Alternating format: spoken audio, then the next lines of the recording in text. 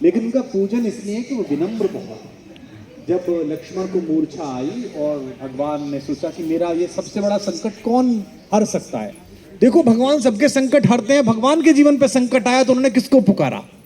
उन्होंने हनुमान से कहा कि तुम जाओ और संजीवनी लेके आओ। तो जब आकाश में हनुमान चले तो सूरज निकला हुआ था। आकाश में तो सूरज होता ही है, दिन कभी डूबता नहीं है। हमारी माँ पृथ्वी हमें गोदी में लेकर हमारे पिता सूरज की ओर से पीठ कर लेती है। माँ को दोष दे नहीं सकते तो पिता को दोष देते हैं कि दिन डूब गया है। दिन कभी डूबता नहीं है, तो निकलता निकला रहता। सूर्य कभी अस्त नहीं होता। कैलाश भैया ने गाया आवाज है, क्या बात, क्या कभी अंबर में। तो बेटा सूरज कभी डूबता नहीं है।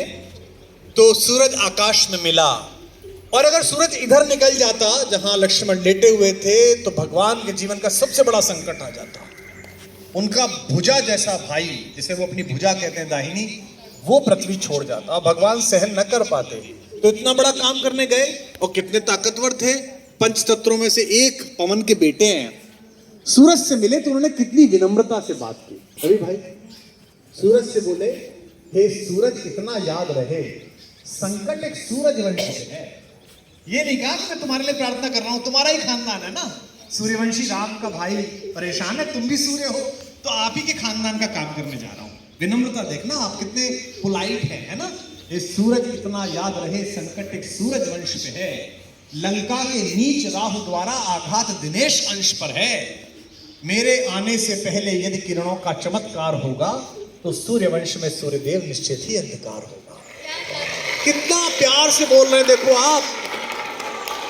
इसलिए छिपे रहना भगवान। जिसने राम के अलावा किसी को भगवान नहीं माना वो हनुमान सूर्य से कह रहे हैं, इसलिए छिपे रहना भगवान। जब तक मैं जड़ी पहुंचा दूं मैं, बस तभी प्रकट होना भगवान, जब संकट निशा मिटा दूं मैं। आशा है स्वल्प प्रार्थना, ये जरा सी प्रार्थना सच्चे जी से स्वीकारोगे। आतुर की अर्थ अवस्था को होकर करुणार्थ निहारोगे। 8 लाइन की विनती के बाद धीमे से अपना विजिटिंग कार्ड दिया सूरज को। शक्ति पाना, यश पाना, लेकिन विनम्र रहना। आशा है स्वल्प प्रार्थना ये सच्चे जी से स्वीकारोगे। आतुर की आर्त अवस्था को होकर करुणार्थ निहारोगे। अन्यथा क्षमा करना दिनकर, अंजनी तने से पाला है। बचपन से जान रहे हो तुम हनुमत कितना मतवाला है। अन्यथा क्षमा करना दिनकर, अंजनी तने से पाला है। बचपन से जान रहे हो तुम हनुमत कितना मतवाला है। और धमकी भी कैसी थी। ये जो रवि भैया खड़े ना आपके बगल में, इनके इलाका जहां से शुरू होता है वह धमकी ऐसे दी जाती है कि इतना गोली मारेंगे कि खोखा बेच के करोड़पति हो जाइएगा। लेकिन हनुमान जी ने कैसी धमकी दी, कितनी विनम्रता से। ऐसा कोई नहीं बोलता, ऐसे बनना सब। आशा है स्वल्प, अन्यथा क्षमा करना दिनकर, अंजनी तने से पाला है। बचपन से जान रहे हो तुम हनुमत कितना मतवाला है।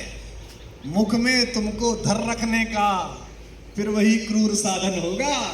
बंदी मोचन तब होगा जब लक्ष्मण का दुख मोचन होगा।